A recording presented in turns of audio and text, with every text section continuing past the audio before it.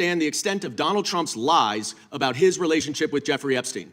You're about as good of a lawyer today as you were when you tried to impeach President Trump in 2016. Have you apologized for that in 2019? So will you unredact this? You were lead counsel on that. Privilege. I'm asking you, will you unredact this? Tension burst into open conflict when Congressman Dan Goldman held up what he described as an unredacted email from Jeffrey Epstein to Ghislaine Maxwell, referencing statements allegedly made by Donald Trump. New York recognized. Thank you, Mr. Chairman. Ms. Bondi, I went over to the department yesterday for a couple of hours to review some of the unredacted materials. And I am looking forward to your detailed explanation for why you have withheld almost half of the documents, which is required by the bill. Now, obviously, there are 3 million documents, so I didn't get through much. But one thing I didn't see was the client list that you said you had on your desk a year ago. I did, however, find a couple of important documents. An 86-page prosecution memo from the Southern District of New York and a draft indictment from Florida against Jeffrey Epstein's co-conspirators. For reasons that I cannot understand nor are permitted by the bill, they were still redacted, even for members of Congress. So, Ms. Bondi, will you commit right here to immediately providing those 2 documents in unredacted form to members of Congress? Not a complicated question. Well, I guess it is for you because you have a law degree and those are privileged. Okay, they're not privileged, but we will discuss that later. I also found an email that I have right here from Jeffrey Epstein to Ghislaine Maxwell that was unredacted, and it included notes of statements that Donald Trump made about his prior relationship with Jeffrey Epstein. Now, there is no reason for this to be hidden from the American people. There is no privilege, there is no attorney-client privilege, and I see you're checking with your staff, and I can assure you, staff, this is not under attorney-client privilege because it was sent from Jeffrey Epstein to Ghislaine Maxwell. Will you commit to publicly providing the unredacted version of this so that the American people can understand the extent of Donald Trump's lies about his relationship with Jeffrey Epstein? You're about as good of a lawyer today as you were when you tried to impeach President Trump in 2016. Have you apologized for that in 2019? So will you unredact this? Will you unredact this? You were lead counsel on that. Privileged. I'm asking you, will you unredact this? Privileged. Privileged, of course. I look forward to discussing this more.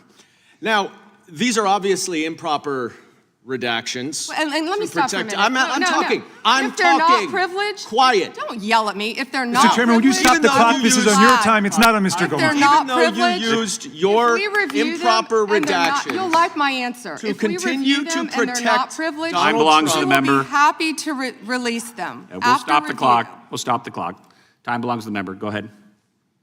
even though you used improper redactions to protect Donald Trump and other predators associated with Jeffrey Epstein, you did the exact opposite thing with the survivors and victims of this scheme.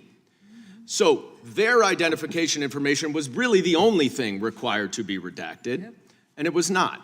And it's clear this was not a mistake. This was not by accident. This was not because you only had 30 days when you really used 75, and that doesn't even include all the hours last March that you were redacting it.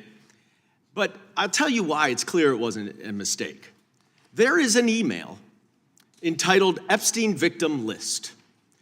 There are 32 names. 1 is redacted, 31 are not. So someone looked at it and decided to redact something. And I will tell you that that is clearly intentional to intimidate these survivors and victims.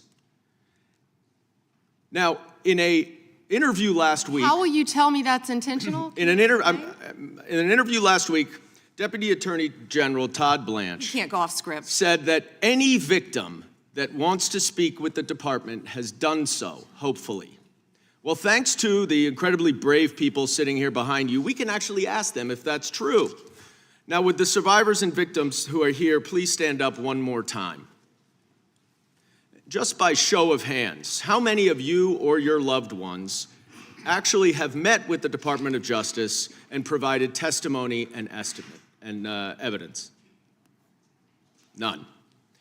And of those of you who have not met, which is everyone, how many of you have reached out either individually or through a lawyer or representative to offer to provide testimony and evidence? All of them. And of those of you, all of you, who have reached out, how many of you were denied or ignored by the Department of Justice? All of them. And despite the shameful and despicable efforts by Ms. Bondi and her department to intimidate you, how many of you are still willing to speak to the Department of Justice? All of them. Well, Ms. Bondi, it looks like you have some more witnesses Gentleman's to time talk has expired. to, and I yield back. We will go to the good gentleman from North Carolina, Congressman Knott. Thank May you. I have a moment, Congressman? Yes, ma'am. Thank you.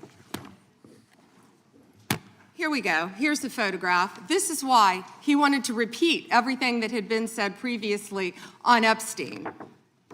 This is his state, New York. You probably don't even know who this is. Wahid Mohammed from Afghanistan. Yes, because I'm no longer a prosecutor. Convicted of assault. Wow, he represents New York. Wow, yet he doesn't care about the illegal aliens convicted of crimes. Assault and homicide. No longer a prosecutor, so he doesn't care about his constituents. Here we go. Arson, El Salvador, Miguel Palacios. Fermin Flores Ramales, Mexico, rape.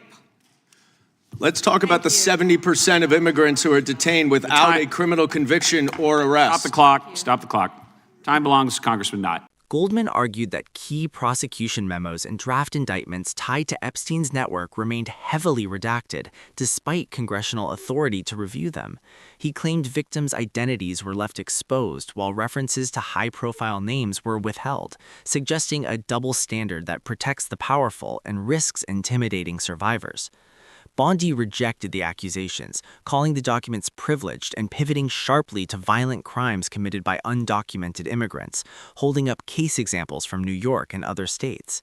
The clash revealed two competing narratives, one centered on transparency and accountability in the Epstein investigation, the other focused on public safety and immigration enforcement. Beyond the shouting, the real issue is institutional trust. When Congress questions redactions and the Justice Department cites privilege, Americans are left asking who decides what the public gets to see. If oversight fails, confidence erodes. If privilege is misused, accountability suffers. That is why hearings like this matter. Stay informed, follow the documents, not just the drama, and demand clarity from those in power, because transparency is not partisan, it is foundational to democracy.